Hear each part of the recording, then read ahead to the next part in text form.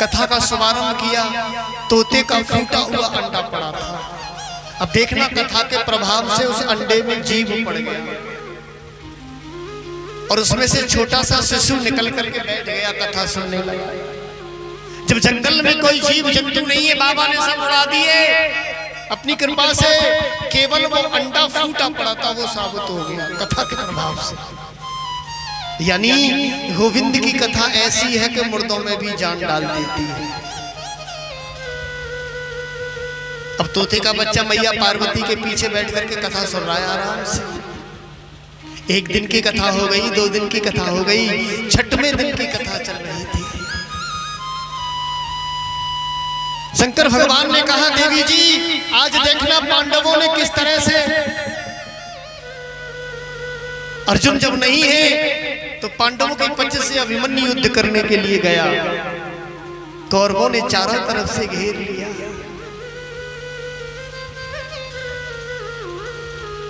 और जब इस बात पर ये सो गई, तोते का बच्चा जानने लगा, बोले मैया सो गई। और तय ये हुआ था कि तुम हुंकार देती रहोगी तो मैं कथा कहता रहूंगा। मैया तो सो गई। माताओं ये नींद है ना, 3-4 जगह ज्यादा आवे। कथा सुनने बैठी हो तो नींद परेशान करे, रामायण पढ़ने बैठोगे तो नींद परेशान करे। अच्छे कार में निंद्रा देवी व्यवधान डालने आती है, ये तुम्हारे मन को हटाने के लिए आती है ना। मैया सो गई। तोते के बच्चे ने कहा, अगर बाबा ने ये जान लिया कि मैया सो गई तो कथा बंद कर देंगे और मेरे हाथ से ये कथा निकल जाएगी। जिस अमृत को मैं पी रहा हूं उससे वंचित हो जाऊंगा। कथा सुनकर के तोते का बच्चा आनंदित हो उठा है तो वो मैया की आवाज में जी हाँ कहने लगा। 1 घंटे के बाद में मैया की भोले बाबा ने श्री हरि को जयकारो लगाया तो मैया के नेत्र खुले। बोली, बाबा आप कह रहे थे अभिमन्यु को कैसे मारा? शंकर भगवान कहने लगे, क्या बात है, ये कथा तो मैं 1 घंटा पहले कह चुका हूं। बोले, बाबा मुझे माफ कर देना, मैं सो गई थी। बोले, जब सो गई थी तो ये हुंकार कौन दे रहा था? जी हाँ लगातार आता रहा है। दिव्य दृष्टि से देखा तो तोते के बच्चे ने कथा को सुन लिया। भोलेनाथ को क्रोध आ गया।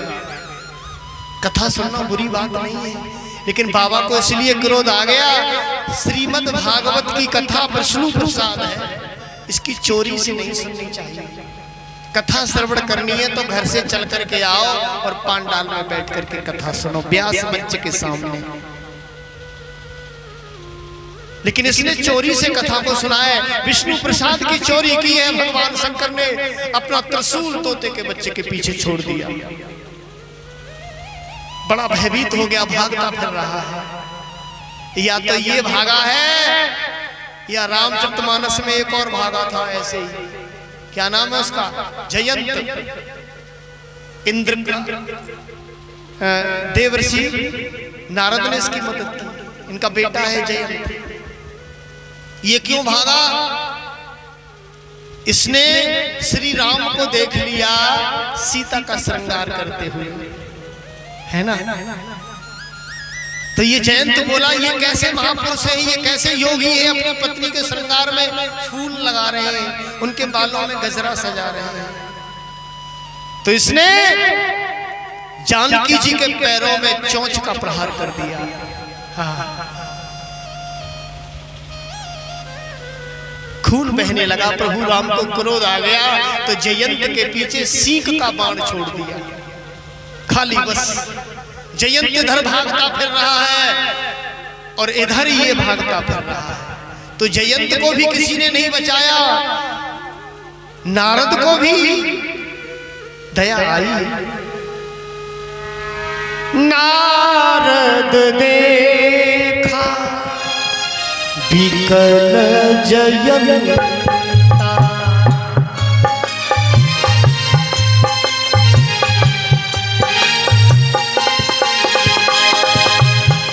नारद देखा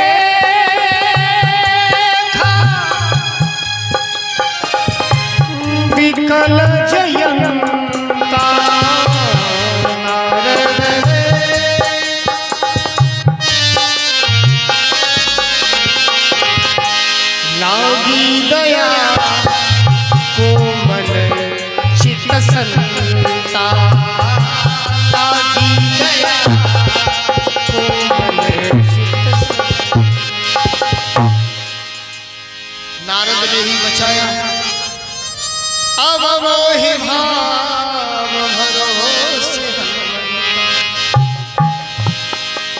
और इसको किसने बचाया?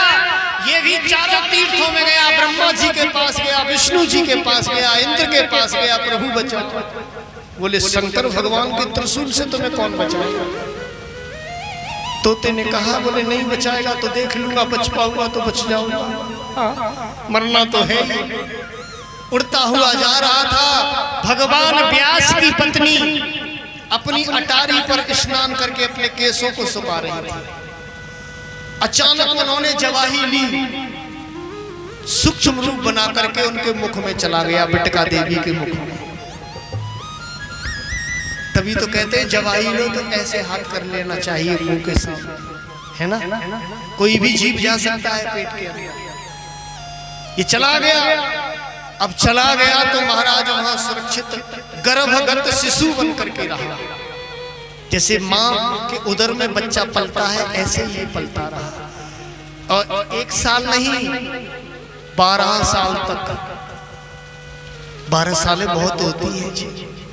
बिटका देवी बड़ी परेशान हो रही हैं। एक दिन अपने पति व्यास से बोली, महाराज मेरे पेट में से वेद मंत्रों की आवाज निकलती है, ऐसा लगता है भगवान का कोई भक्त बैठा है अंदर से। अब वेद मंत्रों की तो आवाज निकलेगी जब पूरी भागवत सुन ली है तो भागवत के श्लोक ही तो निकलेंगे। पूरी भागवत को सुन रखा है इसने। तो देखना, व्यास भगवान ने अपने पत्नी के गर्भ की स्तुति की, आरती जलाकर,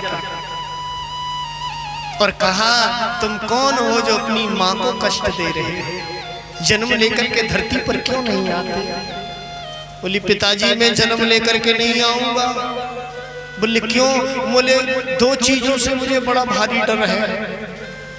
एक तो भोले बाबा के त्रिशूल से, बोले हाँ, दूसरा माया से। मैं संसार की माया में नहीं आना चाहता।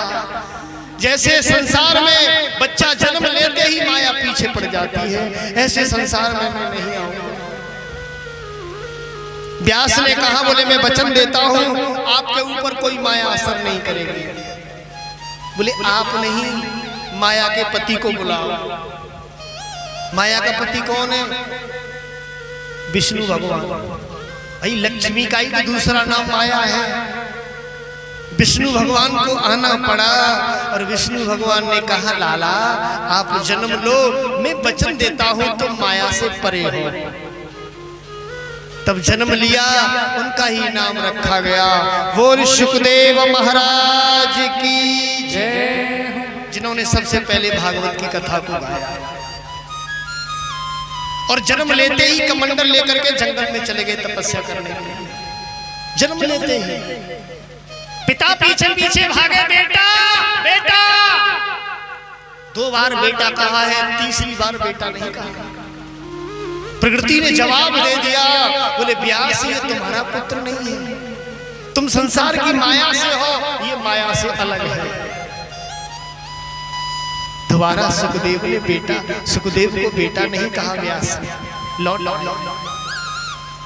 अब इनको भागवत कहनी थी और ये तपस्या के लिए चले गए। व्यास जी बड़ा परेशान हो रहे हैं, कैसे आएंगे सुखदेव तपस्या से। अपने चेला को 4 श्लोक दिए, बोले ये सुखदेव के कान में कह देना, जाकर के भजन कर रहे होंगे वही। चेला जल्दी से गयो, 4 श्लोक भागवत के कान में कह दिए। सुखदेव जी को आनंद आ गया, बोले महाराज ये कहां से लेके आए हो इतने अच्छे श्लोक। व्यास जी को चेला कहने लगो, मेरे पास तो ये केवल 4 है, ऐसे तुम्हारे पिता के पास 18,000 है। तब आए हैं तपस्या छोड़ करके, पिता के हाथ जोड़ करके कहा है महाराज मुझे अपना चेला बना लो और भागवत के श्लोक मुझे सिखा दो। व्यास ने कहा अभी नहीं, तुम जनक के पास जाओ, जब तक जनक की परीक्षा में पास नहीं होगे तब तक मैं तुम्हें चेला नहीं बनाऊंगा। सुखदेव जनक के पास गए। देखना महाराज 3 दिन तक खड़े हुए लेकिन जनक मिलने नहीं आए सुखदेव से। यहीं से ट्रेनिंग शुरू हो गई सुखदेव की। 3 दिन के बाद महाराज जनक मिलने आए तो देखा सुखदेव का खुशी से चेहरा गदगद था। कितनी मिलन की आस है उनको। तब जनक ने कहा सुखदेव तुमने क्रोध को जीत लिया। आज का व्यक्ति 10 मिनट द्वार पे खड़ा हो जाए, आवाज लगावे तुम्हें और तुम निकल के ना आओ तो गुस्सा में 4-6 बातें तुम्हारे दरवाजे पे कह के चले जाए। बड़ो भारी बने, बहुत पैसा वालों बने, हमसे मिलबो ही नहीं चाहे, अब देख लेंगे हम तुझे। लेकिन सुखदेव को 3 दिन हो गए, क्रोध नहीं आया। उसके बाद में स्वर्ग से अप्सराओं को बुलाया, रंभा पड़ी आई सच करके देखना कि चोया चंदना तरे रग जा और केसरी अंग लगाए रंभा चली है श्रृंगार। अरे बनाए रे उर्वशी भैया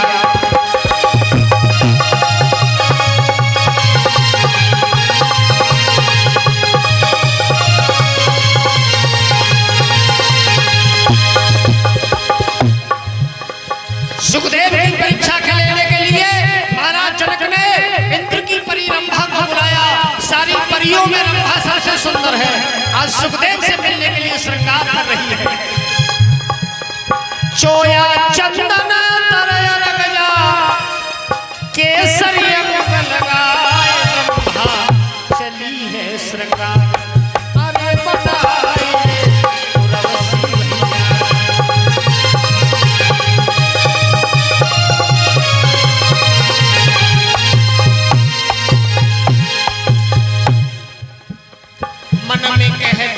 जाऊं सुखदेव पास तपसी बलू को मोय भोगने की लगिया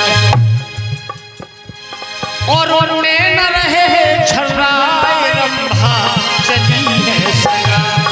रे बताए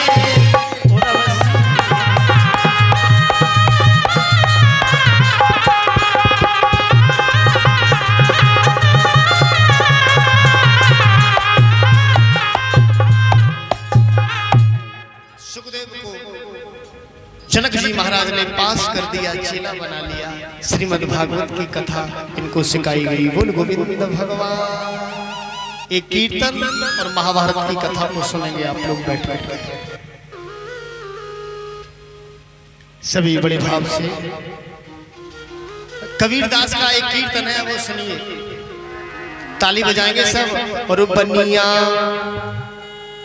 बनिया कहते हैं परमात्मा को और बाखर बाखल कहते हैं शरीर को।